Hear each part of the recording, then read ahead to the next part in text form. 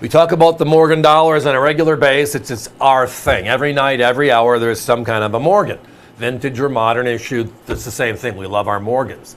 But there's a decade that we always have fewer conversations on, and that is the 1890s. And that is because there's a slowdown in production until they redid the original Bland-Allison Act and they pumped more silver into the system. So the lowest mintage figures of the P, the O, the S, right, all come from what? The 1890s. And then there are some just low production coins not seen.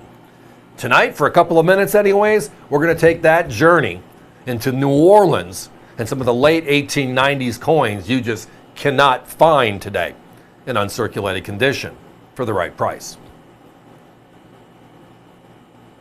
So those years are 1896 and 1897. Now we can find 98s, 99s, and 0001, 02s. We can even find 03s, even though they're a little bit more complicated and pricey, in the 04s. But when you get to 1897, everything drops out. It completely drops out. And the earlier 1890s to 1897 are almost impossible to find in uncirculated condition. And we'll spend a few minutes on that. Now, let's talk about the graphic first if we can. The first thing about the graphic is the word super slider.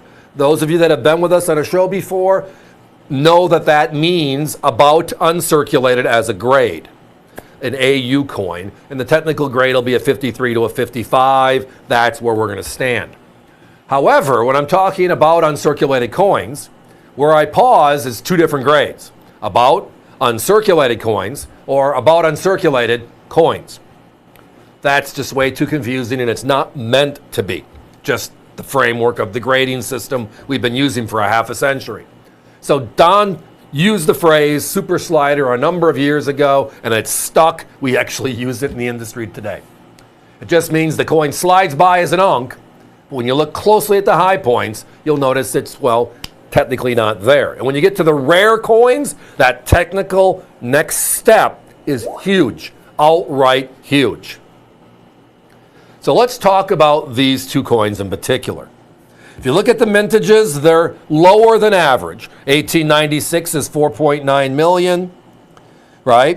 1897 is right there, a little bit less, give or take 4 million. So they're on the lower end of the average scale. But when you look at the second part of modern collecting, which is mintage figures, the red book, the guidebooks, all wonderful. Don't ever miss out. Use it. That gives us a parameter, right? But the next step is, unless you're on the show circuit on a regular basis, you don't know whether a 97 is more easy to find than a 98. When you see the price, you're assuming, right? And that gets us all in trouble. Well, now we have NGC, PCGS, ANAX, right? ICG, CAC, the 5 grading services that out there and service the industry. They publish every coin they see. Well, what that does, it gives us an idea of what they're seeing, or in this case, what they're not seeing. If they're seeing 400,000 1883 O's, and they are. If they're seeing 175,000 1898 O's, and they are. But they're only seeing 17,800 96s and 16,759 97s. It's not even the same planet. And it kind of explains why you're seeing that big disparity. Now, I call them the jumps. Many of you might phrase it differently. But there are circulated coins, beautiful, gotta love them. And then there are the coins like this one that are close to uncirculated. The higher you get in the quality, the more expensive they get. And then there's the jump to unk, uncirculated pure, right? Both of these coins in uncirculated are 2,000, 1,700. They're high teens in price. So it always comes down to the multiple. What's the multiplier? Is it 5? Is it 6? Some people say it's 7. Well, with that said, the multiplier is in our favor here. But then there's the other side to this equation, right? If you're looking at the other rarities from the 1890s,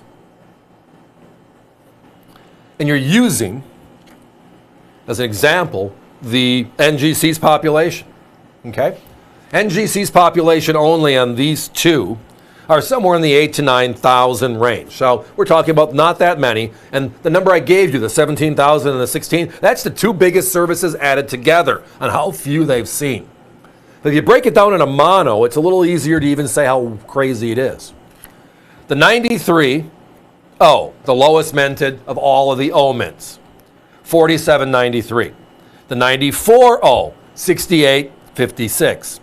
The 95 O, 75.16. And as I referenced, these are between the 8,000 and 9,000 number. However, here are the prices on the other three.